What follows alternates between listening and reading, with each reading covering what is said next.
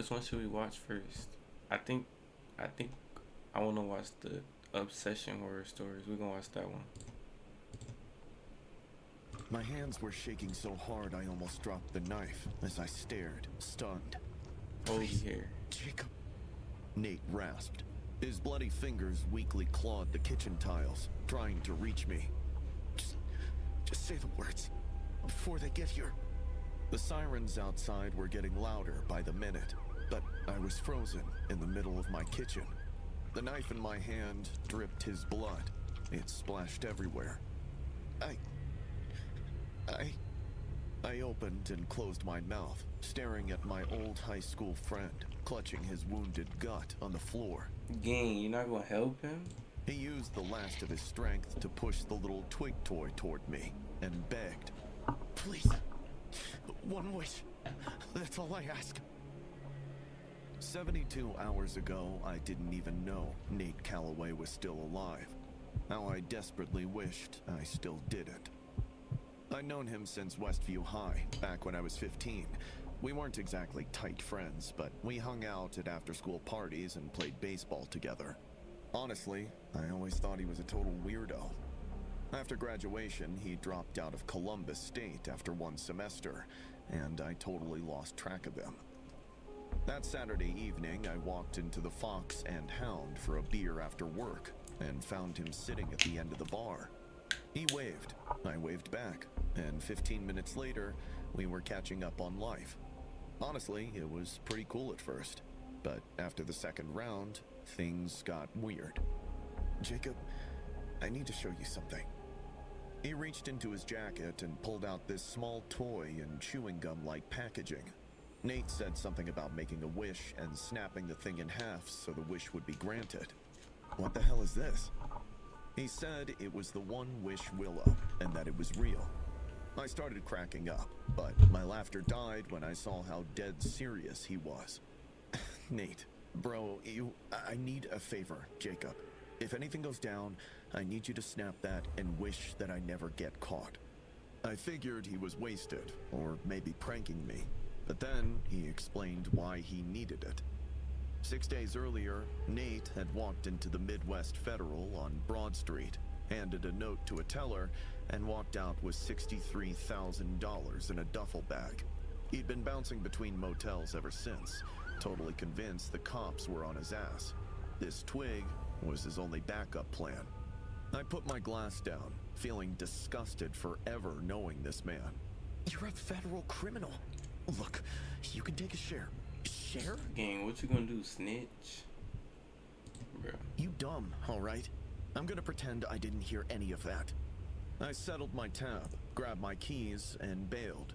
By the time I got to my place, Nate was already sitting on my porch.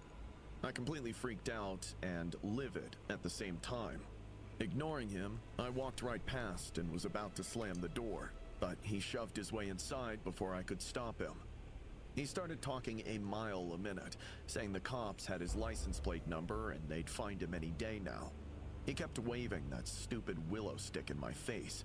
Just say the words, Jacob. 2 seconds. I'm not asking you to do anything else. Get out of my house, Nate. I shoved him. He stumbled, and before I could even blink, he pulled out the knife. I backed into my bedroom, and he kept coming, shoving that stupid willow stick in my face, until I finally cornered me in the kitchen. Nigga, just take the stick, bro. I'm already wanted for one crime, Jacob. 2 won't make a damn difference. Do it. Suddenly, a siren started wailing way off in the distance. Nate got distracted for a second, and I lunged for the knife. He tried shaking me off, and we both crashed hard into a chair, taking it down with us. I barely had a second to breathe before he was on top of me. I grabbed his wrist and tried to pry his grip open, but he was stronger than I expected. His arm bent inward, and the blade was only inches from my chest.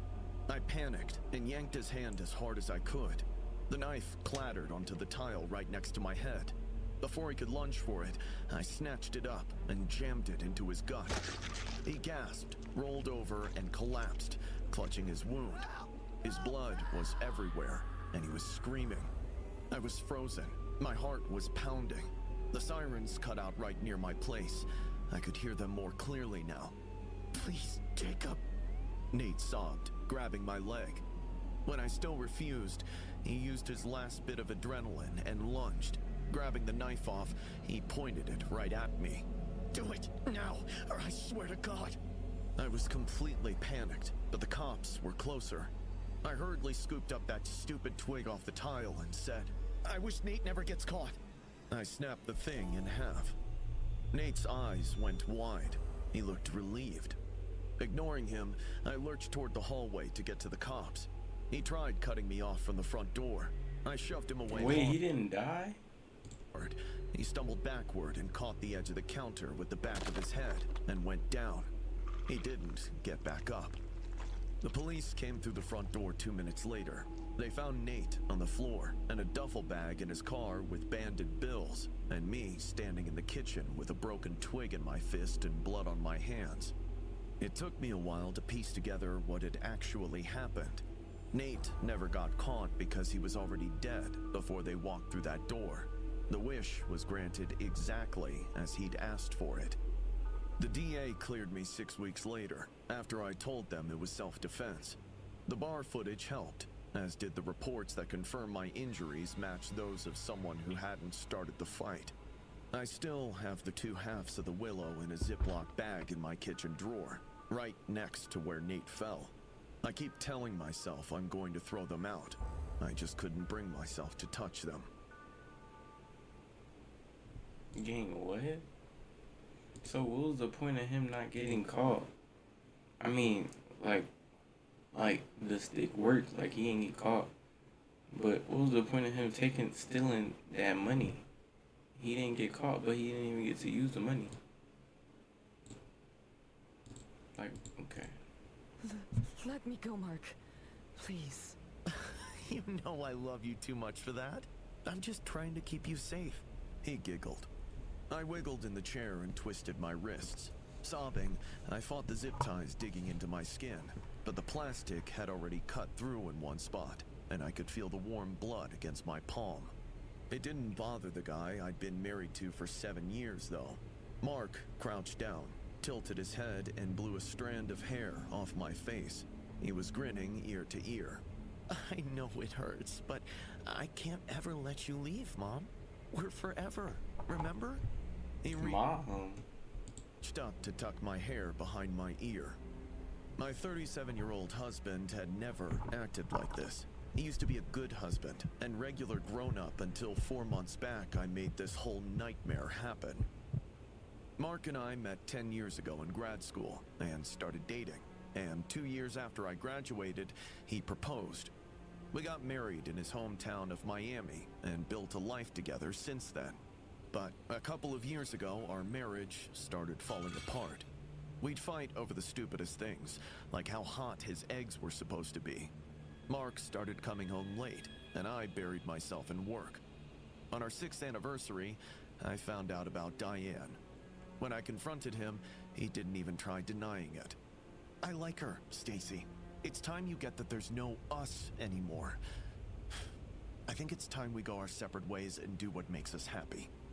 I tried defending our marriage. He said he'd already made up his mind. The argument got so loud that he hurled his phone across the wall and stormed out. I spent the rest of the night crying by the fireplace until I couldn't anymore. Around 2 in the morning, I noticed this grocery bag sitting by the fireplace that I didn't remember even bringing in. I'd grabbed it, hoping it'd have some snacks. Instead, I found a small toy that looked like a bundle of dried twigs tied with twine. It had a tiny hand-painted face near the top. I turned it over and found a folded paper tag attached to it. I'm a one-wish willow. Make a wish, snap me in half. Your wish will be granted. It read. I was exhausted and heartbroken, and I wasn't thinking straight. I held it with both hands and wished to be a mom, figuring if we had a kid, Mark would stick around. Then, I snapped. Holy. He cheated on you and you still trying to stay with him. Holy. Chat, are these one wish willow things, are these real? Thing in half. The next morning, Mark woke me up with a hug harder than he had in forever. Said he was sorry and he wasn't going anywhere. I was totally thrilled. I seriously thought that magical willow had worked wonders. We spent the whole day shopping and watching movies. Mark kept telling me how much he loved me. That evening, we were in the kitchen when he asked if we had any more chocolate syrup. Yeah, honey. Here you go. Thanks, Mom. I froze. I stared at him, waiting for him to crack up, but he was too focused on decorating the pancakes. I brushed it off, figuring it was just a slip of the tongue, but it kept happening. My husband started behaving like a kid. He wouldn't do anything without clearing it with me first. If I were in another room for too long, he'd pop up in the doorway, looking totally anxious. He even started sticking notes on the fridge, asking if it was okay to go to the store or work late. One night, he actually cried because I went to bed before him. He sat outside our bedroom door and knocked until I came out.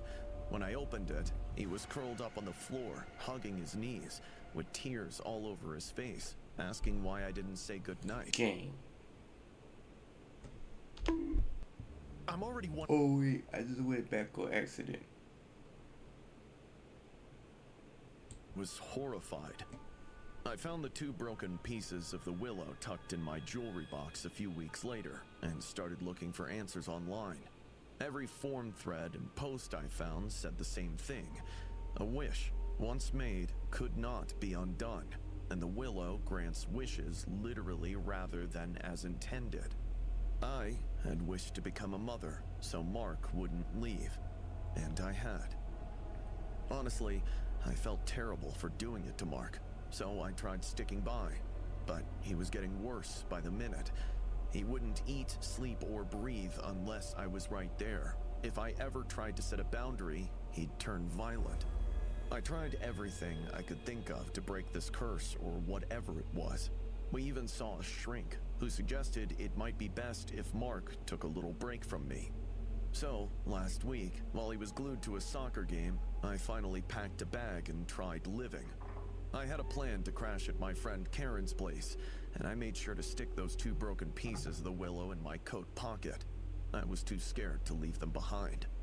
I was tiptoeing my way out of the kitchen when a soft sob stopped me in my tracks. You were seriously going to leave without even saying bye? Moms don't bail. I turned to find Mark sitting in the dark, clutching Karen's address from my nightstand. Before I could even blink, he tackled me to the floor. I tried fighting Gang, just say he beat you, send him to prison for life. back, but he zip-tied my wrists to a chair. I tried talking some sense into him. I even showed him the broken willow, but he totally blocked it out. All he kept saying was that we'd be together forever. I was his mom, and only death could separate us. The willow is still in my pocket.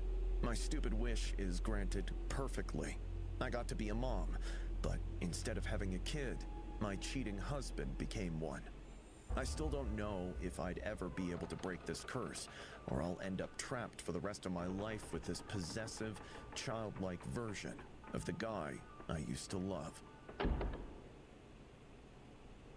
The handcuffs cut into my skin as the cop yanked me forward. Keep moving, kid. She hissed. Everyone cleared my path while I walked right through the middle with officers and teaching staff all around me. By the Why time everybody smiling? we hit the main corridor, the bell had rung, and the entire school was moving to watch me get arrested. Hundreds of kids poured out of class with their phones up. Girls were gossiping about me. Boys were checking me out. All those camera clicks were bouncing off the walls. Every single person in that place was staring. Attention was exactly what brought me here. I just never thought it would end up wrecking my life like this. I'd been a ghost at Hargrove Hive since the day I had joined it. Until the freshman year, Viola Matthews showed up on an exchange program. She was a French exchange student who was already low-key TikTok famous back home. In a week, she built her clique and started trashing people in front of the popular crowd. By week 2, I was one of her favorite targets. It started with her trashing my sneakers one day, and then my outfit the next. Since I didn't fight back, she moved right on to criticizing my body. The day I worked up the guts to tell her to quit it, or I was going to report her, She looked at me, scrunched her nose, and said, Honestly, I can't tell if you're actually a pig or trying to method act for a farm movie. Someone open a window. The stench is tragic. Her clique started snickering, and I bolted for the library before anyone could see my face. After that, I went out of my way to avoid her. She should have, like, she talking about report her. Man, what's reporting her gonna do? She gonna go to detention for a day and she gonna be back. She should just hit her. She should just beat on her. It was never the kind of stuff a teacher would catch, but her comments were mean enough to sting. 2 days before the cops came for me, I was heading to my usual spot in the back for lunch, trying to stay under the radar. I had my tray loaded with red sauce pasta and chocolate milk. Out of nowhere, Viola pivoted and slammed into me so hard that the whole tray flipped, drenching my pink blouse Hit her with the tray. in sauce and milk. For a second, the whole cafeteria went dead silent before the place exploded. Her friends started laughing and clapping. When I finally found my voice and told her she needed to apologize, she rolled her eyes. Don't be so dramatic. You should thank your stars you gotta touch me. Just do us all a favor and delete yourself already. The tray slipped from my numb fingers and clattered onto the floor, sending the rest of the pasta flying. Without waiting for the next laugh, I turned and bolted, pushing through the double doors and sprinting straight out of the building. I didn't stop until I made it outside. I started walking aimlessly, with tears streaming down my face. Suddenly, I ended up in front of this old antique shop on Collier Street. The guy behind the counter looked like he was in his 70s, with white hair and a really calm vibe. He saw me and waved me inside. He asked what I was looking for. We got to talking and I vented about how tired I was of being in the shadow and how I wished I could change it. He kept nodding and handed me a little bundle of dried twigs tied together. It had a tiny face painted on it and a little handwritten tag attached. "It's a one-wish willow. Snap it in half after making a wish, and your wish will be granted. How much? Only $4. I paid and took it home. After dinner, I sat on my bedroom floor and thought about exactly what I wanted. I want to walk through hallways and have people stare at me. They should pull out their phones and click snaps. I should be all they could talk about for months. I snapped the willow and went to sleep. Bro, you gotta be specific with something like that, bro. What do you mean? Why do you want to be, like, what do you want to be talked about for, bro? And now you finna get arrested. The next morning started off like any other day. I sat through my first 2 classes, I ain't mean to do waiting that. for something big to happen, but nothing did. I was honestly starting to feel like a total idiot for blowing $4 on a bunch of sticks. Just then, I caught people whispering behind my back. She ran out crying in the rain over stupid pasta. I mean, all she had to do was wash or change. She's such a loser. When I heard them laughing, I snapped. I was so done. I was seeing red, and I knew I had to teach that girl a lesson. I waited until the gym period was over. Viola was always one of the first to hit the showers, which gave me maybe 10 minutes. I slipped into the locker room, found her locker, and spotted her shampoo bottle in the wire basket. I grabbed it and poured the entire bottle of bleach I'd swiped from the chem lab right inside. By 5th period, Viola was in the nurse's office. By 6th, she was getting loaded into an ambulance. She had a seriously severe burn all over her body. The ER claimed her condition was critical. Within an hour, the security team pulled the locker room footage. Oh my The secretary God. called me out of AP English before the final bell, and I was immediately detained. The news broke a commotion amongst the students.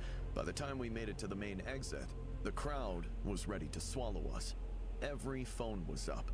Every moment of my head was being filmed. I could see people putting in captions and posting.